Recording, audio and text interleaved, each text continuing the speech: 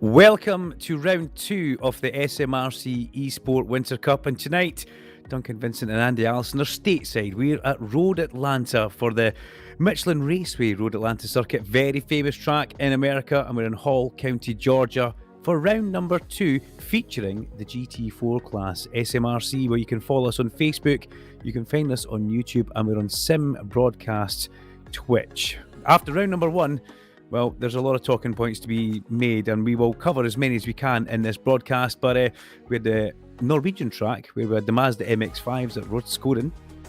I don't think that's how it's pronounced, but we'll come back to that in a minute or two, Andy Alston. Tonight we find ourselves over the pond, and we're in Road Atlanta for the GT4s. And I do know, Andy, welcome to the commentary box here in America. You've been doing a bit of practicing in these cars as well on this track, haven't you? Yes, this is a great combo, it must be said. You know, I think we've got 3 big races in store here, you know, and for me, what makes this even more interesting isn't just the fact that we've got rolling starts or a variety of GT4 cars, is that this championship battle is, of course, wide open as well. This is another great combination. It was the same last time out with the Mazdas at Rudskogen, and I think this is going to produce 3 very entertaining races. Rudskogen, that's exactly where we were. I don't know where I had us last week when I tried to do that in intro, but it certainly wasn't that circuit there. That was a Herman Tilke designed circuit. This is not. This is very much old school American. This track was famously owned by Don Panos many years ago, the man who built the very famous Panos cars. And, well, a few things have happened around here. Alan McNish famously crashed on a warm-up lap, an installation lap, in a ALMS race in one of his Audis, but he still went on to win the race by a considerable margin, even after being a couple of laps down. So round 2 is Road Atlanta. That's where we are just now, and that's what we're talking about. Next week we go to TCR class at Knockhill, back home in Scotland, where let's hope the weather's not like what we've got outside just now. If you're north of the border, if you're with myself, Duncan, Vincent, Randy Alston, you'll be very much aware that we're just hovering above 0, or maybe actually sub-0 just now, with a smattering of snow. I this morning, Andy, woke up to a bit of a McFlurry. Now, I think that's maybe a bit of copyright going involved there, but there was a McFlurry of snow happening outside the window.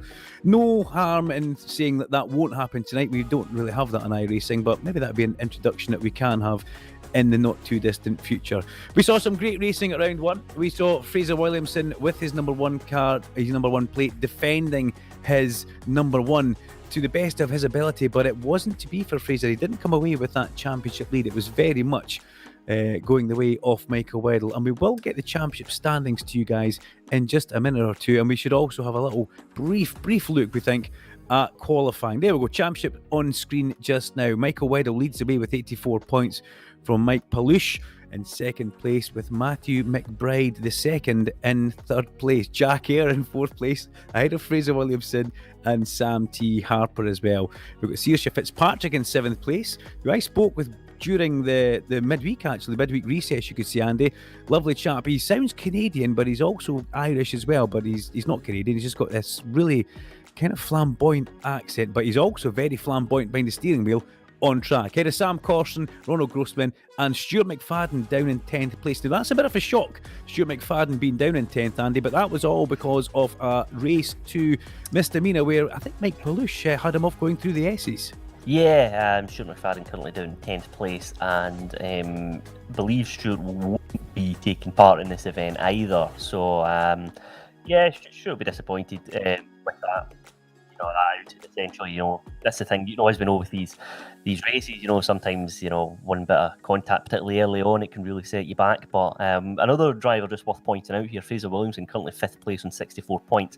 The reason for that is that Fraser received a 30-second time penalty to his second place result in the opener, because he made contact with Adam Brown, who of course did well, put the car on pole position and then had it all to do. So that ultimately demoted Fraser to 18th place. So, you know, Fraser has it all to do here. But of course, worth noting as well that we were here at Road Atlanta last year when we were racing the Mazda MX-5s. Now, Fraser won the opener and indeed race 2 as well. We had, of course, the reverse grid in the finale. Wilson second place on that occasion. So he's very, very fast around this track. And he's one that I think certainly worth keeping an eye on. Yeah, now we've talked about having an onboard lap. That's our championship. There is another page we could we'll quickly skip that because we are running out of time. We've got Mike Palouche giving us an onboard lap here in towards, well, lucky for us, the corners again, they don't have names here in America. Turn number 1, very fast right-hander which goes uphill, famous for people dropping a wheel over the edge of the track there and can catch out completely blind as you come in towards 2, 3 and 4 before you have the rundown towards the only corners with names in it, the S's sequence before you pick it up at turn number 5 here. Mike Palouche really doing a great job of linking these corners all together before you come over the crest of 5 along into 6 and 7. There's an extra bit of track you can use in the exit of 5 there, which is usable. It's not a track limits track warning area. But as you come in towards 6 here, the first 6 a lot faster on the way in, and then it slows you down in the little short shoot, you could call it, between 6 and 7 before you get back on the gas. A good exit, absolutely key from 7 as you start the long climb back along here over what effectively is turn 8. It's a little bit of a kink before you come down towards 9, which is it's hardly even a corner to tell you the truth, this little right that we're in just now. And then we come down in towards 10A and 10B. Andy Alston's favourite 2 corners, 10A, you can attack it with gusto. It is an overtaking place, but you can then leave yourself a little bit lame on the exit of 10B there before you come up over the hill through 11 and in the fast 12. The bikes go straight on there into that newly redesigned area before we have that extremely fast last corner with not a lot of runoff there. You've got to be absolutely inch perfect. And Mike Palouche there, Andy, giving us a pretty great way of getting around the Road Atlanta circuit. That looked like a good lap. Yeah, Mike's performed very strongly last time out at Muskogean as well, and I think that's the thing with Road Atlanta. It's that first sector and getting that kind of nailed down, because if you do that, by the time you get to the double right-handers into 6 and 7, you know whether you're on a good lap or not, because you've got plenty of time to reflect down that long back straight. It's about keeping the car nice and planted through the SEs, and I think crucially as well, going into the fast left-hander at turn 5, you've really got to avoid that curb on the right-hand side, just there as you see there with Adam Brown. If you kind of take too much of that curb on the right-hand side, it does exactly that, and you end up being dragged wide and off the track.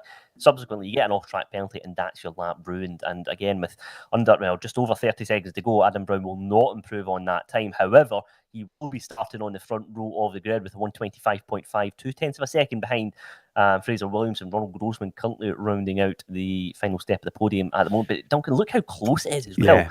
Particularly in the top 5, split by under half a tenth of a second, and the top 10 it's just over 1 second as well. So lots of very, very fast times already up on the board.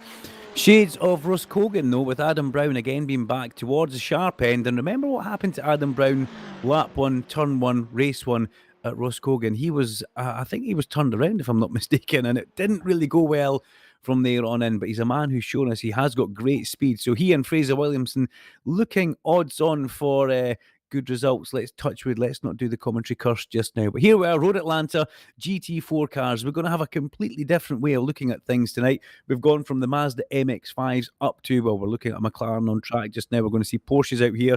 I can guarantee you one of my good friends and co-Knockhill commentator, Peter Mackay, he'll be in a Porsche. There's only one type of car that Peter would be in, and it'll be a Porsche. I think it's number 45, and it's some sort of nod towards the Flying Lizard Porsche. So let's see. It's Williamson and Brown on the front row with Grossman and Ayer, Palouche and Higgins. John Higgins Jr. back for this one and the next one as well. Good to see him in 6th place. Ahead of Flymo, Matthew McBride, Cameron Ritchie, Saoirse Fitzpatrick, Adam Kindness, and Ryan Smith in 12th. Now, it is a rolling start, as Andy Alston said, so you can see we're actually lined up on the way in towards the little S's of 10A and B. We'll go through here and then pick up the race start after that.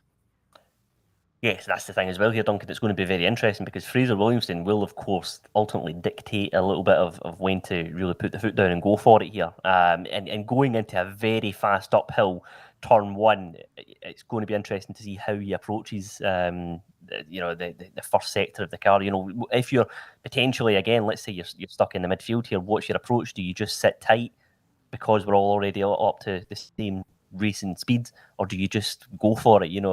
It's going to be very, very interesting to see how the drivers all approach this one. And I think Fraser again will be quite content with his qualifying performance, but ultimately knows he's got to get a clean start here as well.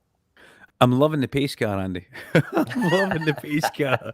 Not often you see what looks like a GMC Mack Big Rig taking GT4 cars around Road Atlanta, it will be at a very distinguished low pace, that's for sure. But yeah, Fraser Williamson on pole position from Adam Brown. This will be interesting. Jack Ayre, another man we need to keep our eyes on. But we're about to get going for race number 1 here at Road Atlanta. Rolling starts, and the minute the first car crosses the line, that is racing can happen. So a little bit of moving here, and then we'll get them round and on their way. I'm looking forward to this rolling start. Something I know quite a lot about coming from Legends Racing, but let's see how these guys get on just now. Fraser Williamson leads them up over the crest of turn number 11 and through 12 before we get down towards the nitty-gritty. And this is race number 1 for the SMRC eSports Winter Cup. The green lights go now, and Fraser Williamson pulls away at the front from Adam Brown. And he's going to make that one hold it. Well, he's going to hold that very easy. Grossman comes up the inside into second place. And everybody being just a little bit cautious going in towards turn 1. We don't want any of the misdemeanors that we saw in Norway carrying across the pond into Road Atlanta. And it's not to be. That's John Higgins Jr. there with a good move through, putting John Higgins on. Well, he's keeping his 6th place, actually. He's got Michael Weddle right behind him just now. But John Higgins Jr. no longer part of the MSR team. He's now Higgins Sim Racing. And there's 3 or 4 of them all involved in it, including his dad and British touring car racer Bobby Thompson. But Williamson leads in this Movano Sim car at the front as he comes in towards 6 and 7 just now. And I've got to say, Andy Alston, what a perfect start. A little bit of something's going on at the back for a lot of these other guys. They're quite far off the pace. The slow cars off the pace here. But Williamson away at the front from Grossman and Brown.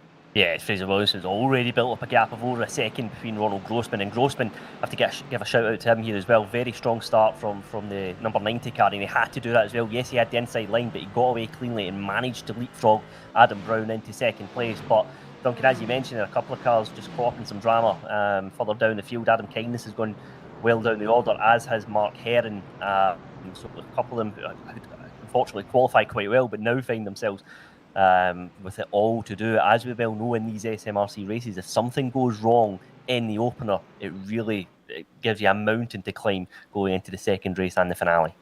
Adam Kindness, Adam Morrison and Jackie Chalmers already in the pit lane and possibly out of the race in this one. Adam Kindness and Adam Morrison, well, they're in real life, they're exactly the same, to tell you the truth. A couple of lovely guys, but not having the best of luck just now. We also see Mark Heron well down in 22nd place. Not somewhere we expect Mark to be. But Fraser Williamson, the defending reigning champion, stamping his authority over this just now and pulling away at the front in that number 1 car from Adam Brown, who's now ahead of Ronald Grossman. And then the lovable, smooth, silky-voiced Jack Ayre sits in 4th place just now, ahead of Mike Palouche, who gave us the onboard lap. And I think we need to keep our eyes on young John Higgins here. He's still holding off Michael Weddle just now. And Flymo, well, he means business. He's been very much doing the laps, getting the mileage up in this. But what can Flymo do? He is in the car that we were just looking up behind that one there, actually. John Higgins Jr. is in that number 60 car. If I'm not mistaken, Andy, that's the yellow and blue car. One of the Mercedes. Mercedes, Andy, does seem to be the car of choice in the GT4 class. Yes, it does. It looks very planted as well, particularly through the S's. And Fraser Williamson has got that car hooked up nicely. 2 seconds is the gap between him and Adam, who's managed to get past Ronald Grossman. And as soon as I say that, they've exchanged places. Here they are going side by side, almost through turn 12. But Ronald Grossman back now into second place. And Adam Brown very much hot on his heels. But you've got Mike Palouche, Jack Ayre, John Higgins Jr., Michael Weddle, all looking to get involved as well. But great scrapping here for second place.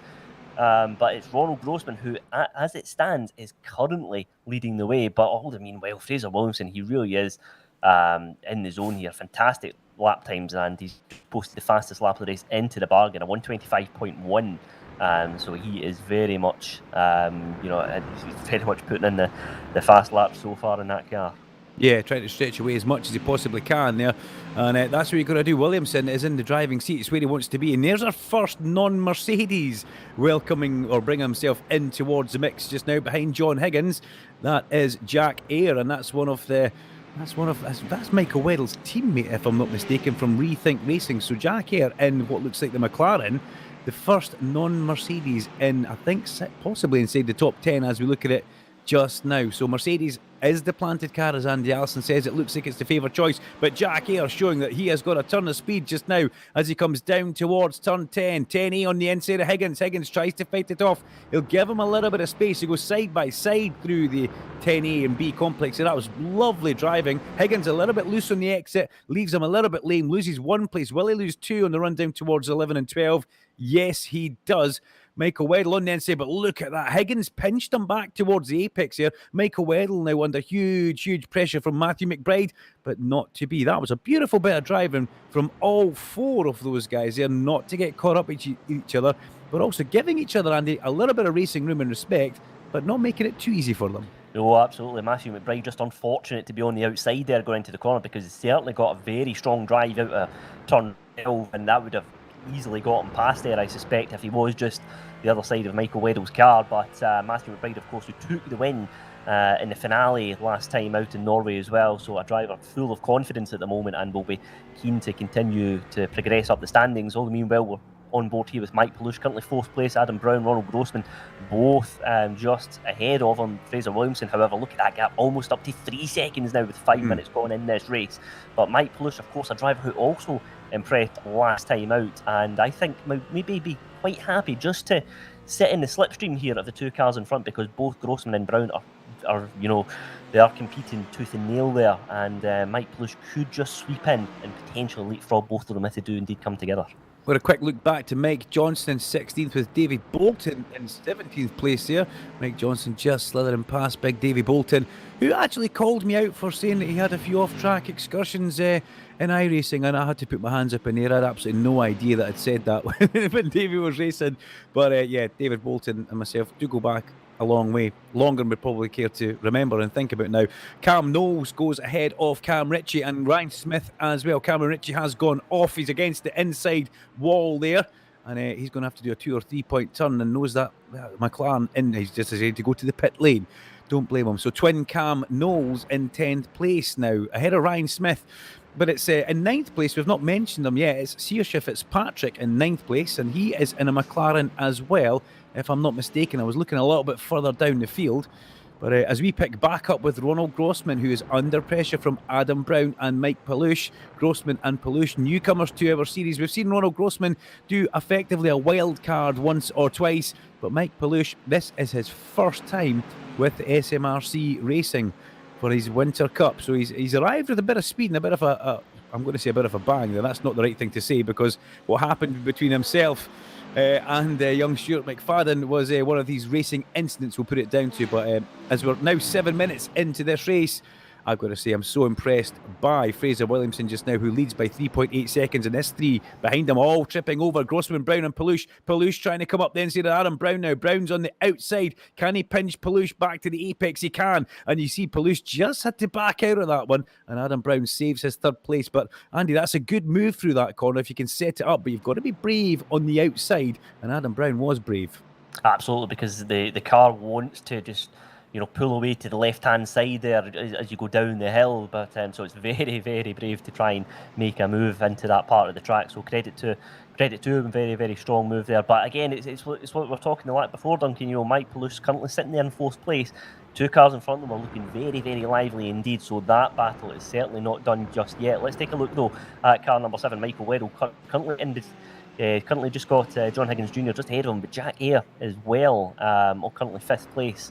So there's a bit of a train there developing, but of course Matthew McBride, who we mentioned earlier, there he is in the 18 car, again looking like he's trying to make a move here, because we've got this little group of 3 cars just with Jack Ayre a little bit further ahead up on the road. So it's an interesting dilemma here, because if these 3 work together, they can potentially pull in and move further up in the order, but I suspect they don't want to do that here, even though it is race 1. Here we go, John Higgins Jr. going defensive, going into the first phase of this. I'm still going to call it a chicane. I know it's 2 different corners, strictly speaking, but there we are. Matthew McBride, that was very, very close there between the 2 cars in front of him. Matthew McBride there, and potentially going to try and get a run here because the two cars ahead are scrapping. Let's see if McBride can close the gap here. Michael Weddle, though, is fully focused on the car in front. He's going to eventually pull off into the inside here, I suspect, and throw that car up the inside. He does just that. Can Michael Weddle make the move into Sixth? He cannot, because John Higgins Jr. holds that car on the outside and keeps 6th place in this race. That's a move you can definitely do. John Higgins shown twice there that you can survive on the outside of corners here, but I'm still wincing at Matthew McBride having a go at the back of Michael Weddle in towards turn 10A. That was a huge move. Here, Peter Mackay on screen now. Peter Mackay with the Hellmans backing on his Porsche up the inside. Good move from Peter Mackay in the number 45. The nod to the Flying Lizard Porsche. And Peter Mackay, who knows this circuit pretty well, and then gets passed straight away by Robert McGregor. That's the former teammate. In fact, that's the current teammate to John Higgins Jr. But yeah, Peter Mackay very much. Oh, of course, Robert McGregor right in front of Peter Mackay. Robert McGregor, well, he spins that one out, thankfully, across the grass and inside. But Peter Mackay will have a face full of that. And let's try and get a replay of that one, because that jumped out very, very quickly from underneath Robert McGregor. And Robert's a better driver than that, got to say, as we still have the Grossman Adam Brown battle. Adam Brown now into 2nd place as they come over the hill. Grossman down to 3rd. Will he go down to 4th? Will Mike Palouche come round the outside of him? No, he won't. Good move from Adam Brown. Gets himself into 2nd place now. And he'll hold that 2nd place in towards turn 1 from Ronald Grossman. So the darker car. Oh, Grossman almost into the back. That's aggressive from Ronald. Will he cost himself time? Has he damaged the car? Here comes Palouche up round the top in towards the first sequence of 2, 3 and 4. That's the turns. But Mike Palouche just backs out of that one. But I see Andy Alston, if that wasn't his teammate, what do you think would have really happened there? Yeah, that was a very, very interesting move, to say the least. But Adam Brown won't care, because he's already built up quite a considerable lead over Grossman and Palouche. Jack Hare, though, will very much be in contention as well. He's got a very good drive on the exit of turn 5 and plenty of momentum to take him into the 6 and 7 right-handed combo. Let's see if Jack Hare can potentially make a move going down the back straight, because he's looking very, very fast indeed in that car. Last time out, a 1:25.7, so 0.3 of a second quicker than Mike Palouche last time out, and I suspect Jack Hare will fancy his chances of moving up the order. I've got to say, I'm impressed with Jack Hare. He's the only, as I can see, the only non-Mercedes inside the top 10 just now. Jack Hare in that McLaren doing a fantastic job as he comes down. Here goes Palouche looking up the inside. Yeah, I did think that Saoirse was in with the same car, but actually an Aston Martin for Saoirse Fitzpatrick, who's still in 9th place. On screen, look at that, the production crew, Sim Broadcast, Pete and Mo doing a fabulous job to pick up everything that myself and Andy Alston go on about. But look at this, Adam Brown now started. He's not started, he's pulled away from Grossman. And Mike Palouche, I think Mike Palouche should have made that manoeuvre when he had the chance, because Jack Hare, that silky smooth man on the microphone and on the steering wheel, has got himself onto the back of Palouche. And even though Palouche gave us a good onboard lap around here at the start, Jack Hare won't care about that. He'll throw that car through on the inside at the first available opportunity. 6.6 seconds, Andy Alston, is the number we're looking at from first to second. 6.6. Fraser Williamson is in a different place just now.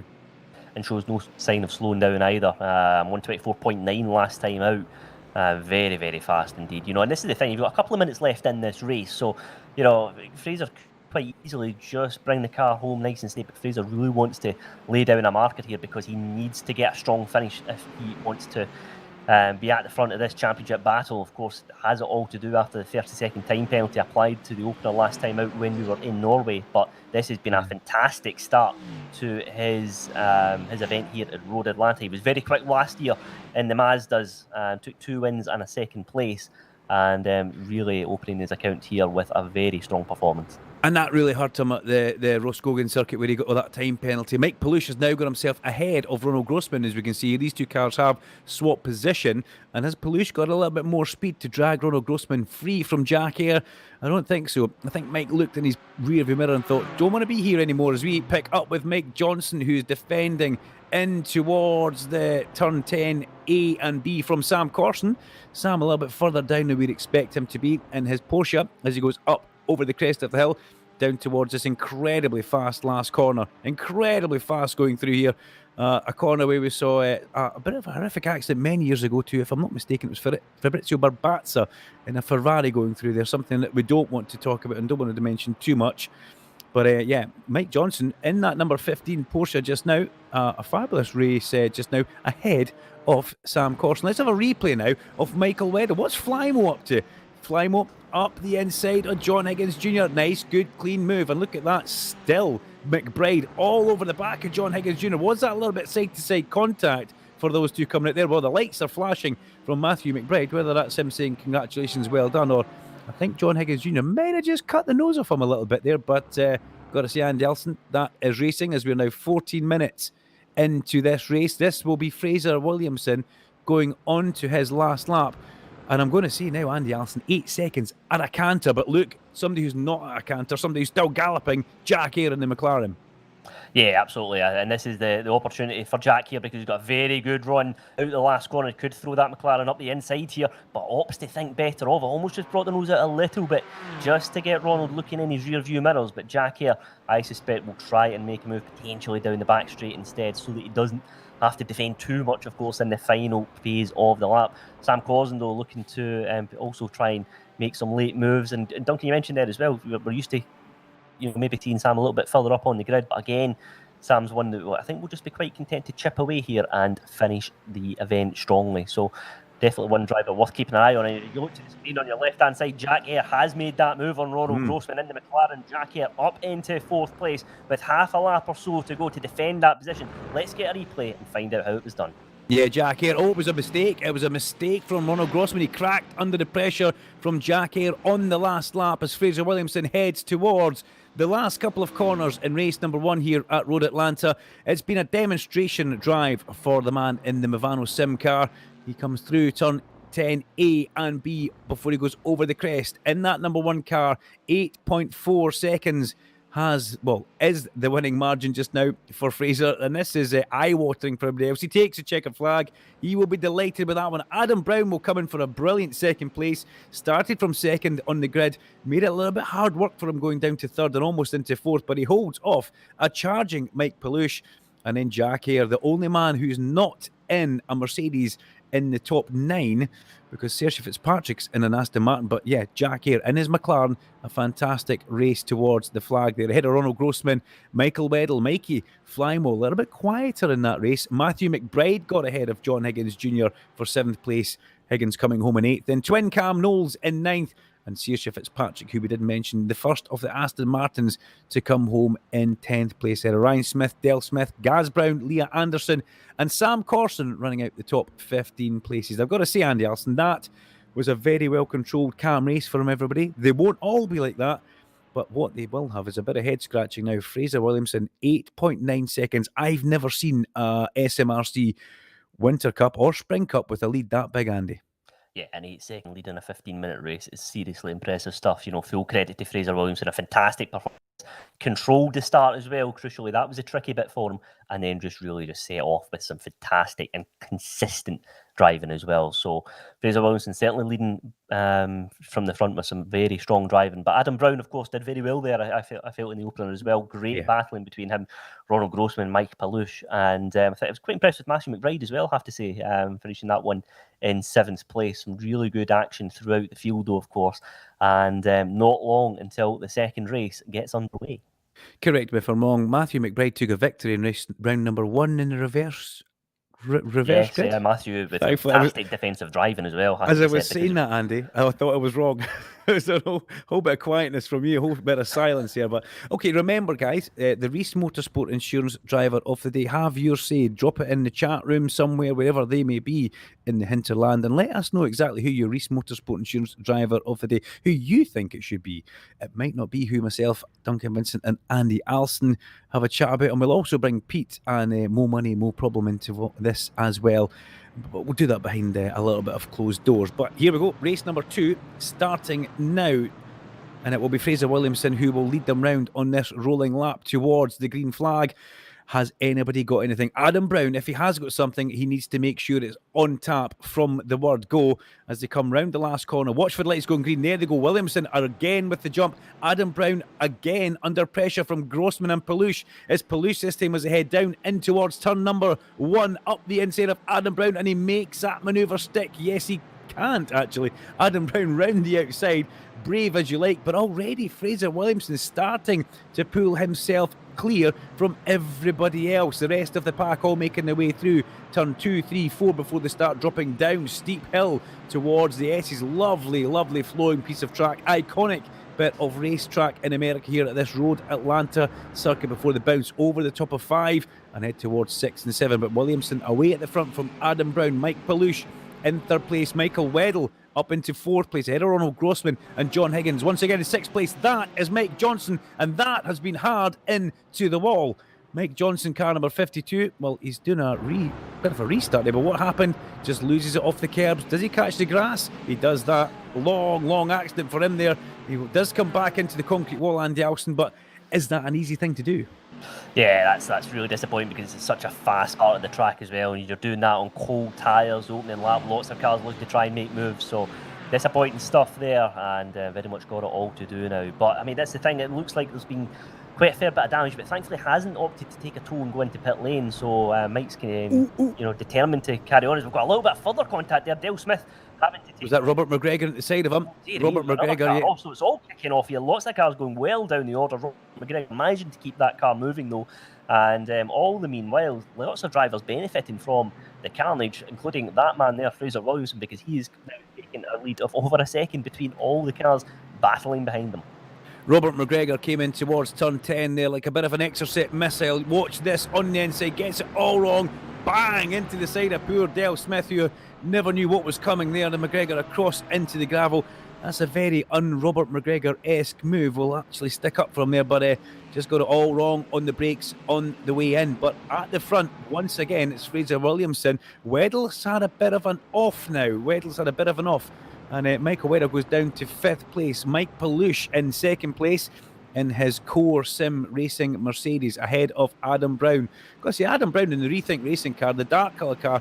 He has shown great speed this year. Unfortunately, a lot of bad luck in round number 1, but this time we've seen him have a 2nd place. Can he capitalise on that and keep the momentum going forward? He's in 3rd place just now ahead of Ronald Grossman. Weddle makes that mistake, goes down to 5th and just ahead of one of his nemesis, John Higgins Jr., whose father will be watching this as well, I would imagine. John Higgins himself, former legend racer, Eurocar racer, and all-round good guys. The rest of the field make their way through. That's Gaz Brown in the Porsche.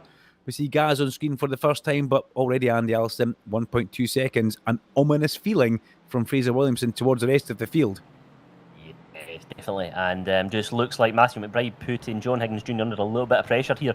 By looks like we've got another car off there. In fact, that is John Higgins Jr. He is John Higgins Jr. has gone off. Managed to keep that car out of the barrier. Thankfully, almost coming into contact there. I believe that was with Cam Knowles, but credit to John there, just keeping the car out of trouble and back on the racing surface. But just want to give a quick shout out as well. Peter Mackay currently 11th place after starting in 18th place, so he just had a very strong start to his race in the Porsche and look to continue to build on that as well. So lots of drivers making moves throughout the field, and we've just almost got one car almost going the wrong way around, and it is indeed Cameron Ritchie's unfortunately got the car all wrong there coming out of turn 5. He's made further contact as well with David Bolton, manages to keep the car running, but he's just come back onto the racing line there potentially, and that's put Robert McGregor again. Robert will be furious, and Robert returns onto the track as well and makes further contact once more with David Bolton.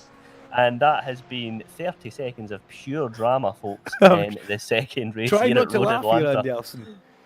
I'm trying not to laugh at that, but that was an accident those guys seem to have for 30 seconds. As you say, poor Robert McGregor arrived on an accident, then caused an accident. One of these things that happens in iRacing. Thankfully, nobody hurt unless they dropped something on their lap when they were drinking it there. But Cam Knowles, who is in 9th place just now, twin Cam Knowles, ahead of Ryan Smith. And then Peter Mackay, as you say, very impressed by Peter Mackay and his Porsche out there, the number 45 flying, we could call him the flying lizard if you want, but he's more a racing snake than a flying lizard, is Peter Mackay, as we go on board with Adam Brown. Just listen to this.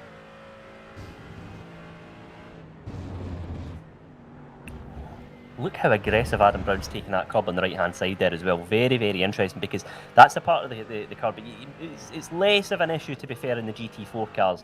But, if you get the car unsettled there, it's very, very difficult to cover. But Adam's full of confidence behind the wheel of that Mercedes, and really hustling the car to put the pressure on Mike Paluk in second place. So not going to get too much of a toe down the back straight, but Adam is certainly continuing to impress, and so much so that last time out there it was a 125 flat, which was his fastest lap of the race, 0.3 of a second, almost quicker than Mike Paluk in second place.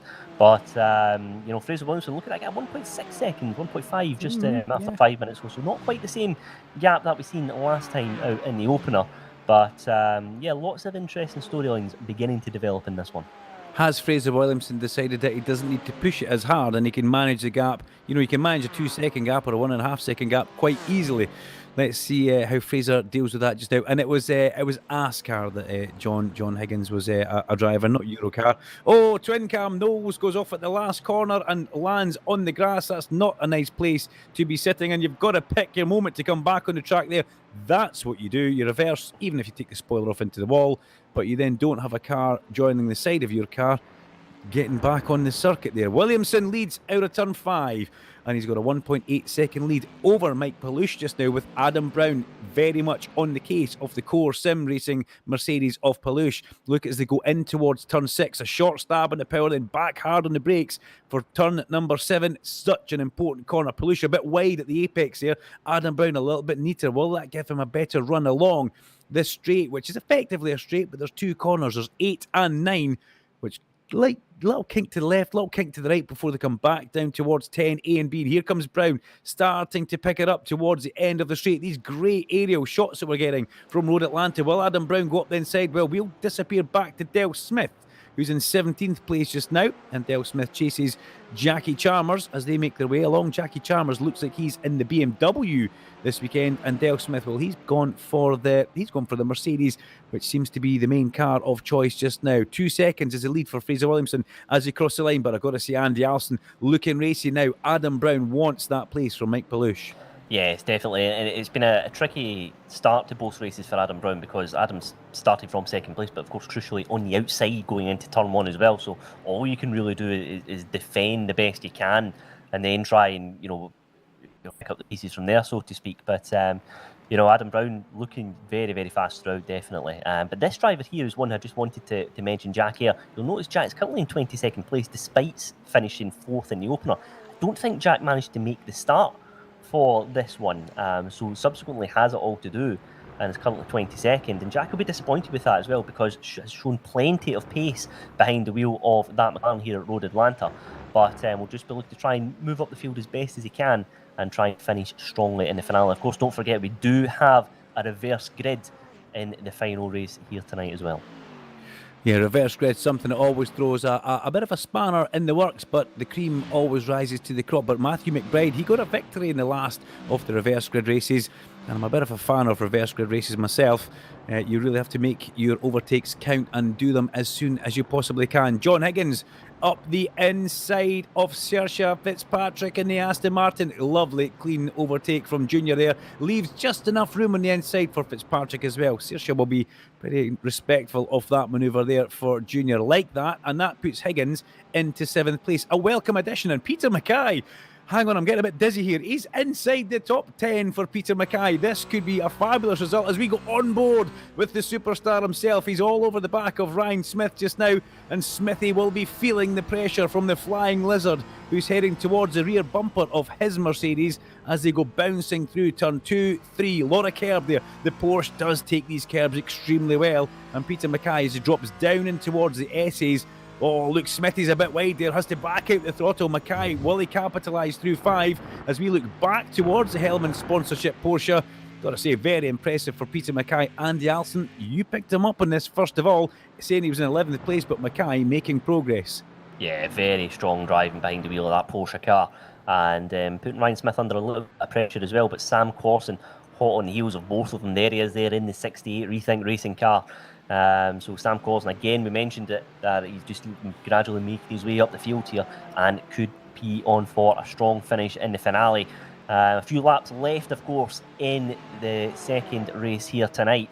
And if there has been a driver that's caught your eye, let us know from where you're watching in the comments box, because we will be awarding, of course, our Reese Motorsport Insurance Driver of the Day at the end of the finale here tonight. So let us know if there's a driver who has impressed you so far. I'll let Andy Alston keep an eye in the comments box because I'll talk about it, but I've absolutely no idea where to find it. So, Andy, you're very much in charge of that one, if that's okay just now. There's Matthew McBride. We just saw him going through shot, winner of the race 3 last time out last week. And yes, we're on a different night. We normally race on a Wednesday. You'll know that this is a Thursday. That's because there was a bit of a build, if I'm not mistaken, in iRacing. So we tried to stay away from that. Next week, though, we're back to our usual Wednesday night antics, where we go back to Knockhill Racing Circuit in the TCRs for our finale of the year of 2022, that is. But Adam Brown, who we're looking at just now, what can Adam Brown do? He's sitting there in third place. There's 10 minutes of this race gone. He's got Mike Palouche in front of him, and that's where he's been for most of this race. The Rethink Racing driver of Adam Brown, well, I have to say, I'm not going to say anything cheeky out his turn here, but I didn't expect him to be the top Rethink driver. I expected Michael Weddle and Jack Eyre to be there, but Adam Brown's shown that he has very much got the pace, and he's leading the Rethink Racing Armada just now, as that's Mark Heron who we see on screen. The asymmetric car of Mark Heron, car number 91 in 12th place just now, and he has very much got Gaz Brown all over the back of him. Gaz Brown has a look towards the inside in a paint job, very reminiscent towards Gordon Shedden's touring car from a few years ago, but he's on the outside as he comes down here. But this is a move you can make. You can go around the outside, and he makes that manoeuvre stick before he even gets to turn 10A and B. That was something just a little bit special there from Gaz Brown. Yeah, really good move there from Gaz. Brave on the brakes, and even braver here around the outside of the final corner, just to hold on to that position. Just takes a slightly narrow line there just to fend off any potential move up the inside there from Mark Heron. So Gaz Brown currently in 12th place and looking to build on that. So good driving there from the 87 car with a few laps left in this race. And Gaz Brown, let's give him a shout out from the big G-Town, the Glenrothes. Massive shout out for Gaz Brown. He's maybe only a mile up the road from where I am sitting just now. Oh, no, sorry, we're in America. I forgot that, Andy. How could I forget that? As we come through turn 5 and head towards 6 for Gaz Brown, under pressure, but a man who's not under pressure. The gap was about 1.7 seconds for quite a lot of the race, but over the last 3 or 4 laps, it's just crept out. It's now 2.7 seconds for Fraser Williamson in the lead in the Movano Sims car. And look at Adam Brown still all over the back of Mike Palouche. It's a great drive from Adam Brown, but equally Andy Alston, this is a great drive from Mike Palouche. He's putting up with huge amounts of pressure. It's so easy to crumble and fall apart like a cheap suit when you've got that much pressure coming their way. But Adam Brown putting the pressure on Palouche. Palouche managing to hold with that pressure and complete the race just now with 2 or 3 laps still to go. Yeah, Mike Palouche has made a really strong start to his Winter Cup campaign, of course. 2 podiums and a 6th race in the opener in Norway, and of course 3rd place in the opener here tonight. But Adam Brown putting him under lots of pressure here. I reckon probably 2 laps left to go in this one. But here's Gaz Brown once more looking to make a move, because Mark Heron back into 12th place, and we've of course just up the road there as well. Look at that, 11th place Sam Crosland in the McLaren. So a good scrap here between these 3 cars, but Sam Crosland again just continuing to build on the momentum. They're all just making their way through a little bit of traffic here, just as we come into coming out of the SEs, I should say. But really good racing here in the midfield. Jack Eyre in the middle of that as well, if I'm not mistaken there. Jack Eyre on screen there in 22nd place for Jack Eyre. This will be a race that he'll want to scrub from that memory for him, and that will probably happen. I'm pretty sure it's probably already been forgotten about. He's thinking about the next race as through 10 A and B comes Fraser Williamson. He goes over the crest of 11, and he's already on the lights as they go down towards 12 to try and get the back marker out of his way as the white flag flies here stateside just now. The white flag, the last lap of the race. And we see that man with a huge gusto waving that flag at the side of the track. He's going to have a big arm by the end of this race, that's for sure, as through 1 goes Palouche and Brown.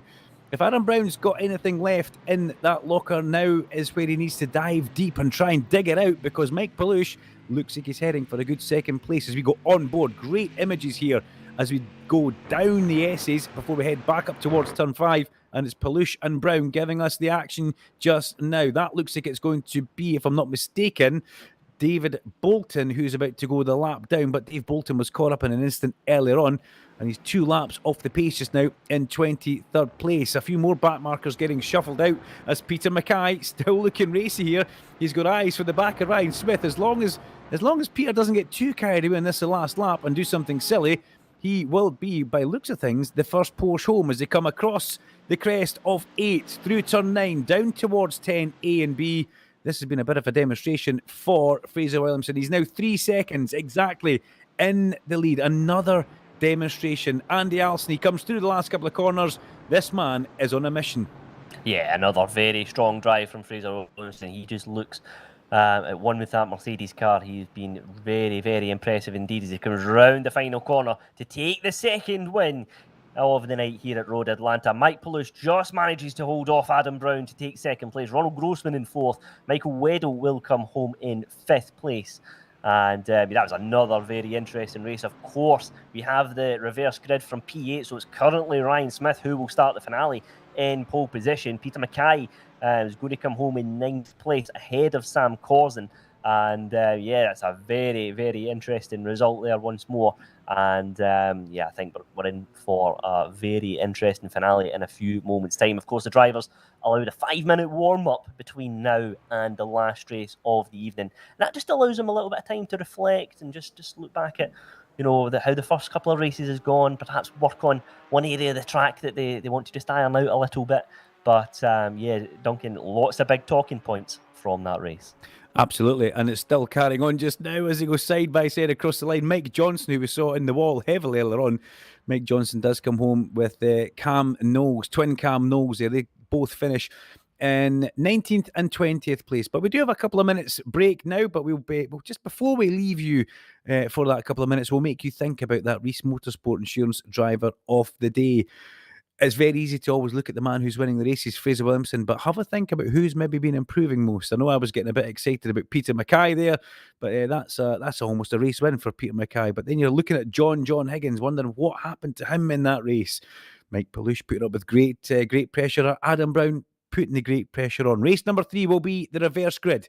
And myself, Duncan, Vincent and Andy Alston, along with our partners at Sim Broadcast, we'll go and have a little bit of a chat about what we think should happen for the Reese Motorsport Insurance Driver of the Day. And then we'll come back with the reverse grid race here at Road Atlanta. So don't go anywhere, grab yourself a quick drink, and we'll be back in just a couple of minutes.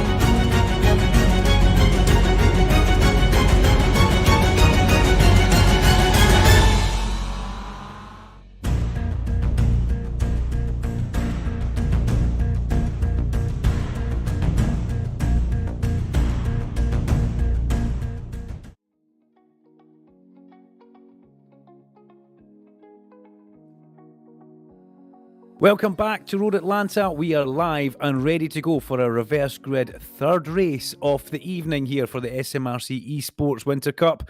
Brought to you by the SMRC with Reese Motorsport Insurance and Sim Broadcast livestream partner for your sim racing event. Sam Corson is on pole from Flying Lizard himself, Peter Mackay in the Porsche. And Peter's just texted us in to the commentary box saying he's a little bit nervous, but he's ready for this. And we've got Ryan Smith, John Higgins Jr., Matthew McBride, Michael Weddle. They're all winners. They could all win this. Ronald Grossman, Adam Brown, Mike Palouche as well, very much in there. And you've got to say, the strength and depth all the way through the field, all the way back even to the likes of Cam Knowles in 19th place here. Robert McGregor will be out to get a better race, as will Jack Eyre in 22nd place. Andy Alston, the final, always gives us something just that little bit special. Yes, it certainly does. And, Sam Corson was the driver we mentioned at the start, has just been building through the field over the first two races and now finds himself in pole position for the finale. So very interesting to see how he approaches the start here. Which will get underway, of course, in a few moments' time. I've got to say, when you're in second place, from what we've seen tonight, it seems to be a massive disadvantage at the start of this as you come over the crest of these two corners. The last corner, if Mackay needs to almost be alongside that car if he can, but it's very, very difficult. Then he's almost alongside the man that's in third place just now. So as the lights go green, look at that. There's John Higgins Jr. trying to go through on the inside. We're 3 wide on the way down towards turn 1. Jr. is up the inside. He's going to try and take second place from Peter Mackay, and he makes that manoeuvre. Mackay tries to hold on the outside in his Porsche, but he's going to just drop in to third place, which will be the best thing for Peter. On the outside of him, though, not to be. That's Michael Weddle, who's just sneaked through as well. Now, Ryan Smith all over the back of Peter Mackay there, but that, again, the curse of starting in that second place, it's not a good place for you to be on the start of this race. And John Higgins Jr. really capitalising on that one, and Higgins Jr. puts himself into second place behind Sam Corson. But what we need to do is look 10th place just now. That's where Fraser Williamson is. That's our danger man, and that's who we need to see if he's going to come through the pack. We fully expect him to do so, winning by 8 seconds. He's showed us all his pace. And there's a lot of pace still stored up in that Movano Sims car. As that is a big, big wobble there further down. That's I'll say Saoirse Fitzpatrick, Mark Heron actually. And Saoirse Fitzpatrick very much involved in that as well, though. As they make their way along in towards turn 10. John Higgins is going for the lead as they come down in towards turn 10A. Higgins goes up the inside, and his dad sent us a message saying he's been driving with the handbrake on. The handbrake now fully released on Junior's car as he leads at the end of lap number 1. Yeah, good move there from John Higgins Jr. to take the lead of the race. Sam Corson coming under a little bit of pressure, though, from his Rethink Racing teammate Michael Weddle. Will throw that car up the inside? He will not, because look how defensive there Sam Corson has initially got, just to throw off any potential threat. But look at this 3 wide here. Fraser Williamson get up into 7th place, trying to make the move.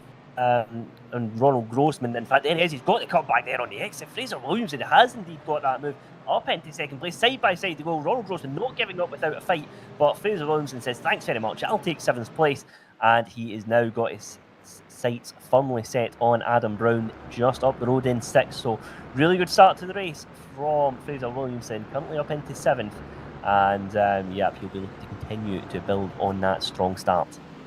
Adam Kindness is bouncing through there in the McLaren, the number 55 track Scotland McLaren, the blue car with the pink flashes, and he is just ahead of twin Cam Knowles. Jack Eyre goes up instead of Cam Knowles, though, to take that place away. Jack Eyre is on a rampage, and he needs to do something, because the second race, finishing in 22nd place for Jack Eyre, is just so un-Jack. It's not even worth talking about. But Higgins leads at the front. Let's see Matthew McBride. What happens here going through? Oh, Matthew McBride turned round by Adam Brown.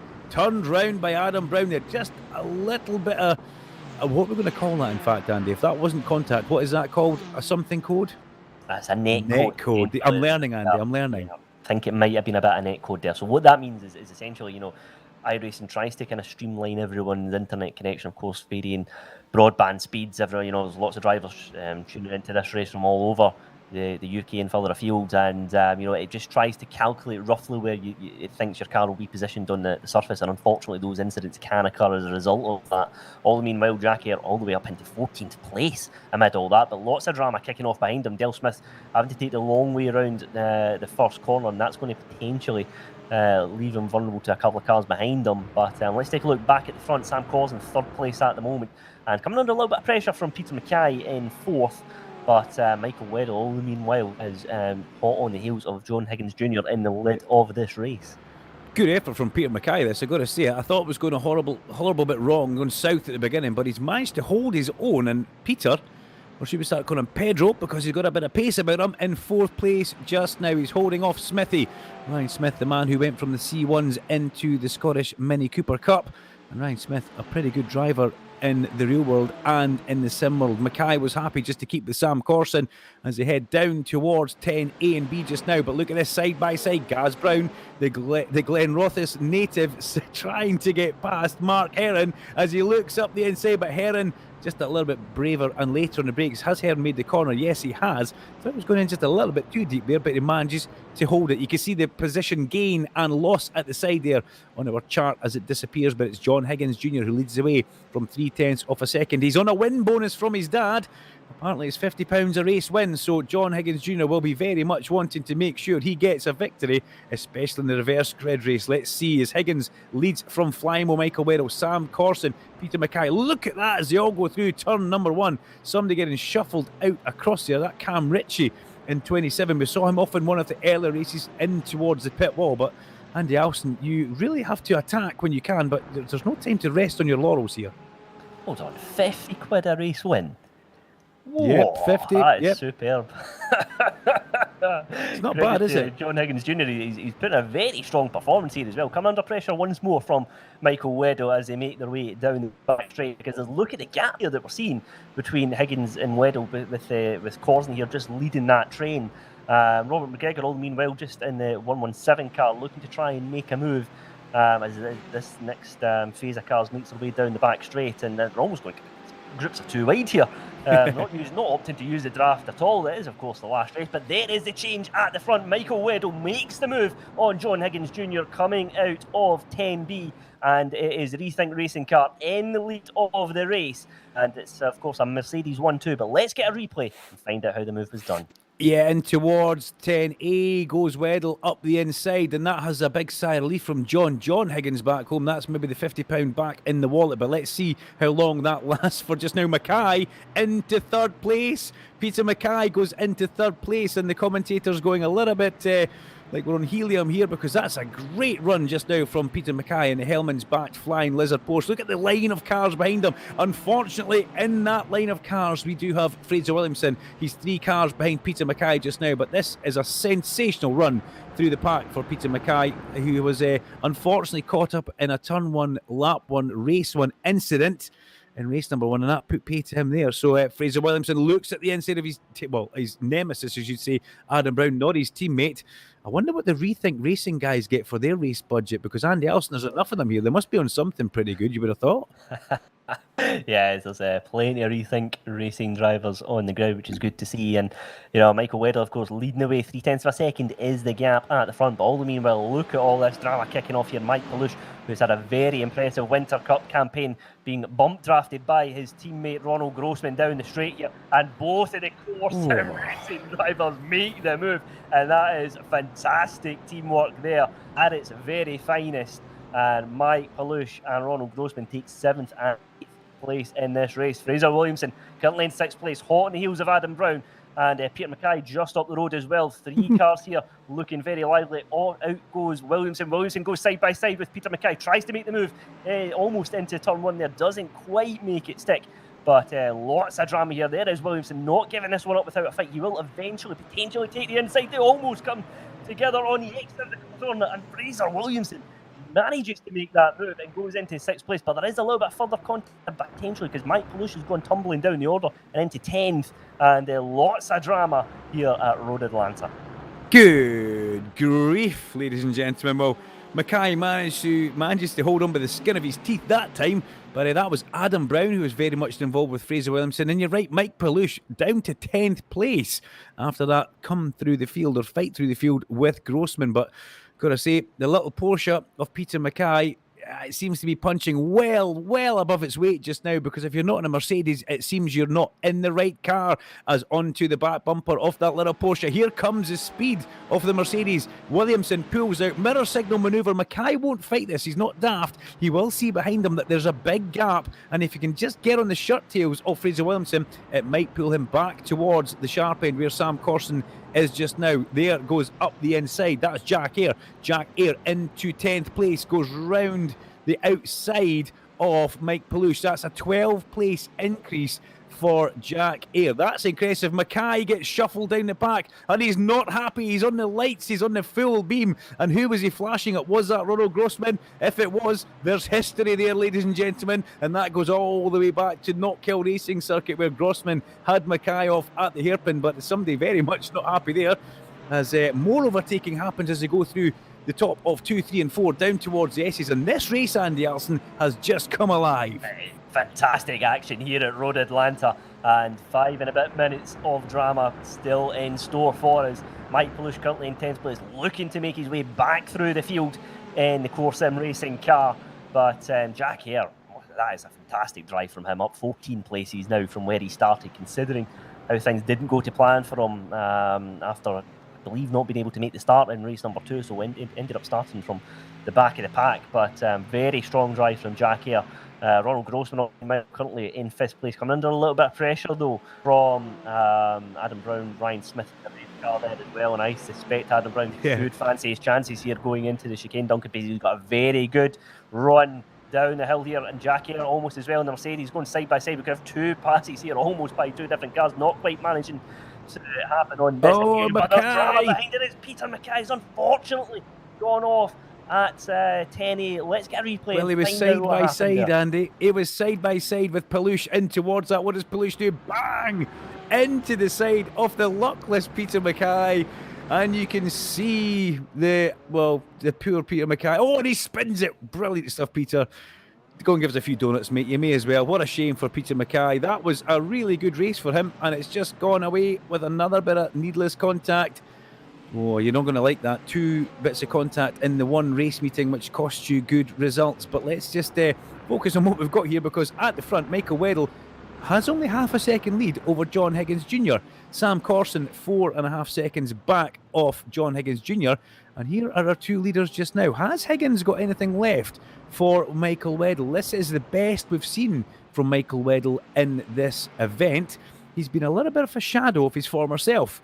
There's not a lot of Michael Weddle, so that'd be a very distant little shadow. Weddle leads though. He's 5 place gain, Higgins 2 place gain, dropping 2 places for Sam Corson, and Fraser Williamson already into 4th place. He's come up 6 places. There's Ronald Grossman in 5th place, a 2 place increase for him ahead of Adam Brown, likewise 2 places up, and Ryan Smith. Look at this, crash on the way down towards turn A and B. 10A, Jack Eyre across the gravel, and Jack Eyre is at Ryan Smith with him. Jack Eyre and Ryan Smith both in a bit of contact on the way down. Eyre will head straight for the pit lane with that stricken little McLaren. What happened here? Let's see, Andy Alston. Yeah, so it looks like Jack's it's just a little bit of tiny contact there at the rear of the car. But I have to say, very sensible driving here from Ryan Smith to decide not to turn in, because that would have caused a big pile up there with the cars behind. So Ryan Smith takes the sensible option here and just goes straight on. But yeah, it's just one of those incidents, Ryan's just trying to just put Jack under a little bit of pressure, and they've both unfortunately come together. It's a real shame, but Jack Eyre managing to keep the car on the road in 8th place, but it's Ryan Smith who goes all the way down the order and into 11th. So disappointment there before the 2 teammates, but a couple of laps left in this one, and it's Fraser Williamson now up into 4th place, and he's putting Sam Corson under a little bit of pressure here, so Fraser could fancy his chances of a podium place here. And Adam Brown, of course, looking to continue to put Ronald Grossman under a little bit of pressure. Adam Brown's had some great scraps with the Core Sim Racing team at this event. And very much, the order as we see it at the moment, I suspect will not be the same in a few laps' time, because one man there, Fraser Williamson's already made a change.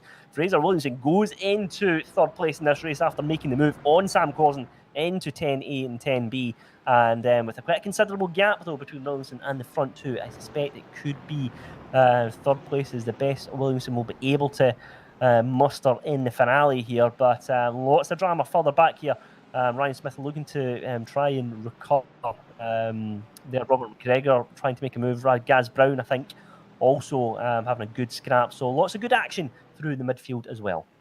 Yeah, sensational stuff there, all the way down through the midfield. Great action as we're now 13 and a half minutes into this last race.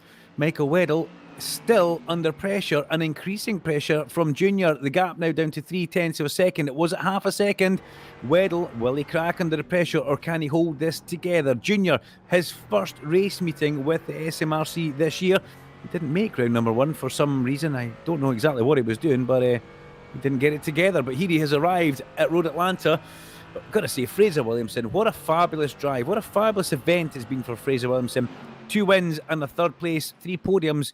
He could very well be our Reese Motorsport Insurance driver of the day. But let's see what happens here as they go in towards turn 10, A and B, because whatever happens with these 2 guys, they're going to start their last lap off Road Atlanta now. And John Higgins Jr. will be doing anything to try and get a race victory. As again, a little bit of action at 10 A and B. That was Adam Brown and Ronald Grossman. Grossman goes wide, Brown goes past him, and then also going through is Mike Palouche. He goes through as well. The white flag flies here at Road Atlanta for the last lap of our 3rd race of the day, and it's Weddle who leads up in towards turn 2, 3 and 4 with huge pressure coming his way from John Higgins. Or down through the SE section before they come back up towards turn 5. What has Junior got in the locker? Because I've got to say right now, Weddle very strong through this series of the track before they head down towards 6 and 7. It looks like it could be going the way of the Rethink driver of Weddle. And Michael Weddle needs this win for his championship campaign as well, considering Wilson took the victory in the first 2 races. Weddle, of course, finished 6th in the opener, 5th in race 2. He really needs all 35 points here, but John Higgins Jr. is not going to give this one up without a fight, because he's got a very good run out of the exit of turn 7 as well. He's going to take that momentum with him down the back straight. We could see a late move here from John Higgins Jr. to take the win in the opener, but Michael Weddle will do everything he can to hold on to this victory. In towards the last couple of corners to come. What can Junior do? He's too far back to make a manoeuvre there on the brakes. He has to hope for a small error from Weddle. Look at Junior close through the first part of 10A and B. He's having a little look as they go over 11, but Michael Weddle knows what he has to do here. He just has to steer it through turn 12, and Weddle wins the last race of the day, with Sam Corson having a huge moment going in towards the essays of 10A and B, and it's Weddle who wins from Higgins, and Fraser Williamson comes home for a fabulous 3rd place to get 3 podiums from 1 event, 2 firsts and a 3rd. Mike Palouche in 4th place ahead of Adam Brown. Ronald Grossman comes home in 6th place ahead of Sam Corson. Jack Eyre, what a race that was for Jack Eyre. 8th place finish for Jack Eyre. Huge amounts of place he's gained. And then we've got Saoirse Fitzpatrick in 9th. Mark Heron rounds out the top 10 from Ryan Smith, Matthew McBride. The Glenrothes Massive of Gaz Brown in 13th place, and Twin Cam Knowles in 14th, just ahead of Del Smith. But ladies and gentlemen, spare a thought for Peter Mackay in 19th place, crossing the line now. We'll catch up with Peter Mackay no doubt later on, but what could have been for him. But what a fabulous event that was, Andy Alston. I have to say, Fraser Williamson, for me, has been the man of the event. Adam Brown, likewise, showing great form, as was Mike Palouche. But Fraser Williamson, just something that little bit special. Yeah, great result from Fraser Williamson there. Again, looking at the championship, considering, Weddle's taking the win there, but I suspect Fraser Williamson will be very, very happy with that 3rd place finish. It was a big move to get there. And, of course, that really has big ramifications going into the finale at Knockhill next week. There's your results on screen for the feature race, as they call it here in America, but that is race number 3. Weddle, Higgins and Williamson, your podium. Is your favourite person inside that top 18? Well, you never know. A lot of drivers having some sort of problems and crashes towards the end of that one. 25 cars classed as finishers, but some 11 laps down for Mike Johnson and Chris Humphreys. So we will pause now before we head back over to our Discord waiting room and get a couple of drivers in for some interviews. So we'll be right back. Don't go too far.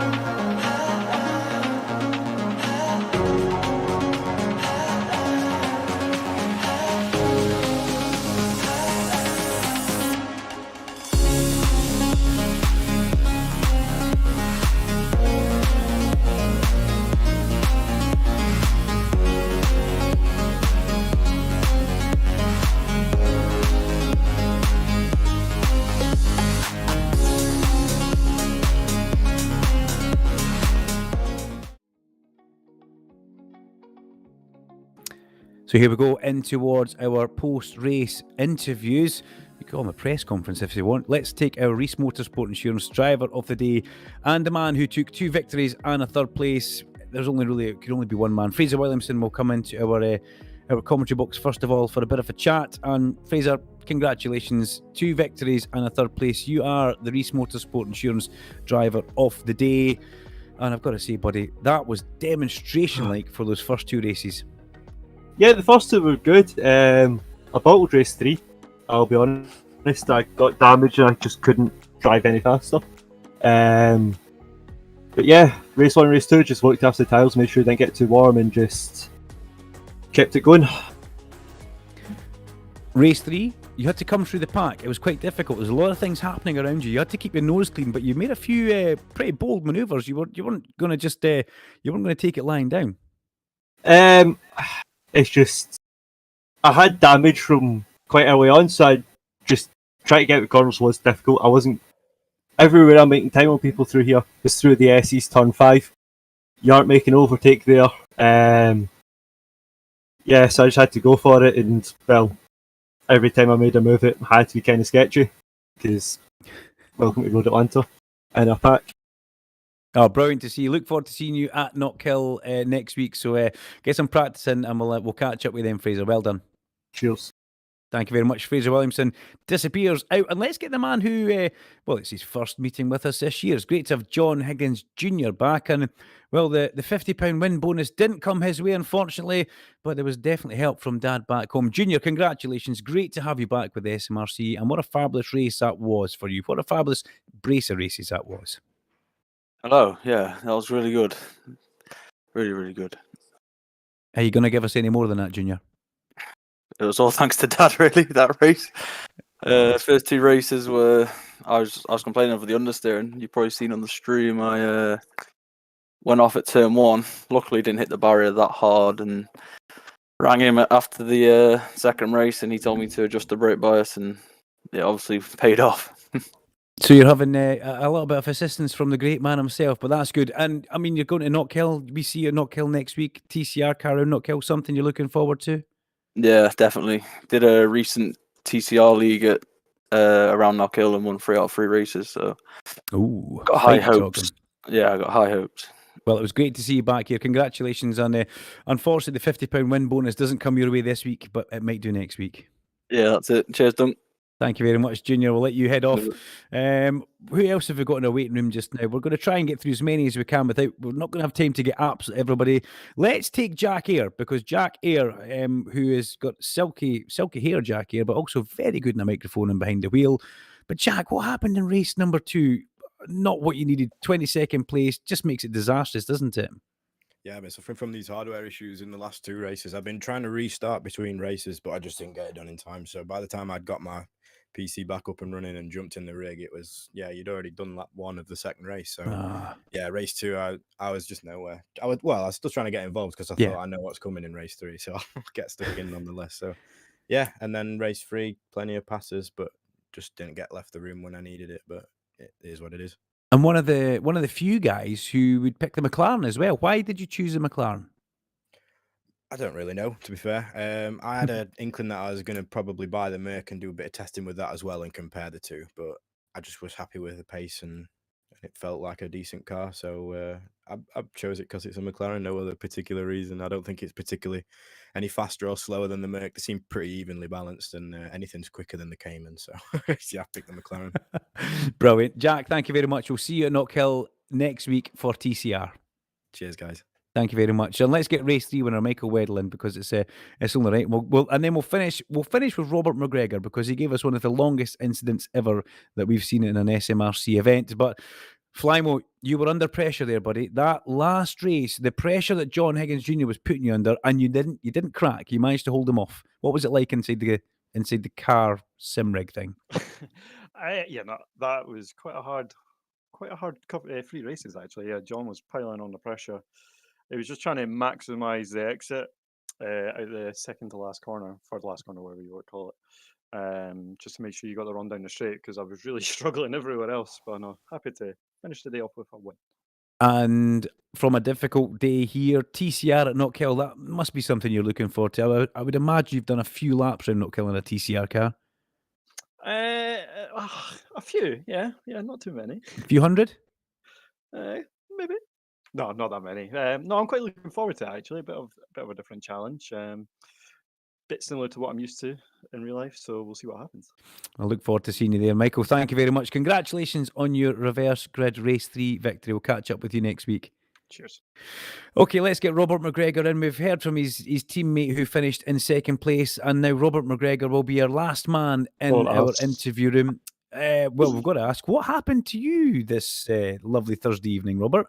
That was you're covering a lot of ground there, including tarmac and grass. Yeah, I prefer rallycross now. I kind of think myself as a weekend block. I'm only joking. I'm not. I just can get grips in the car. There was a lot of times where I had it on pace, but then I would lose concentration or lose some form of braking, which you see when I went into the side of Del Smith, which I can apologise for now. Did you just forget to brake? Was that what happened there? Because it looked like that. I forgot that the brake pedal was actually connected to my PC at the time. No, Smith. I do apologise. It's a hard one because I've just set up triples, and I know it's not the best excuse, but I've set up triples and it's taken me a wee bit to get used to them. So mistakes happen. I was struggling in that car. It's completely different from a Mazda. So, and I've been doing Mazda leagues recently. So, but yeah, it's just one of these nights. You can't really say it was very good because it wasn't. Well, it's a better man that can put his hands in there and say he made the mistake. So we look forward to seeing you in Knockhill next week in the TCR car. Let's hope you have a better night.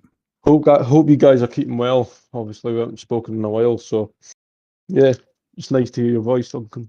Oh, I mean, thank you very much. We'll need to, myself and Andy will need to say nice things about you, Knockhill, Robert. But you take care, and we'll catch up with you next week. Can I give a couple of shout outs if that's all right? Absolutely, it's a $5 a shout out. On you go. Is it a $5? Yeah. I'd like to shout out John Higgins, obviously the father of the group, and his son, obviously, for finishing second, and the rest of the HSR team. And Hills Motorsport, obviously, if you're watching, please don't take any advice on that. So, but yeah, guys, thank you very much for all you do, and I'll see you next week at Knockhill, hopefully. Thank you very much, Robert McGregor there, last man in our interview room. We will see him next week at Knockhill, and that is all they say, really. It's goodbye from me, goodbye from Andy Alston. Well done to our Reese Motorsport Insurance Driver of the Day, man, Fraser Williamson. Who will get it at Knockhill? Will it be somebody who's coming through the pack, giving us good results? We thank also in our waiting room, Saoirse Fitzpatrick. We'll see Saoirse at Knockhill, and hopefully we'll get him in the waiting room as well. Until then, until next time, guys, take care. From Duncan, Vincent, from Andy Alston, from everybody at the SMRC and Reese Motorsport Insurance, and the guys at Sim Broadcast, Pete and Mo. Next week, it's Knockhill. Wednesday, the 14th of December at 8 o'clock, TCR class at Knockhill. We can't wait to see you there. Take care.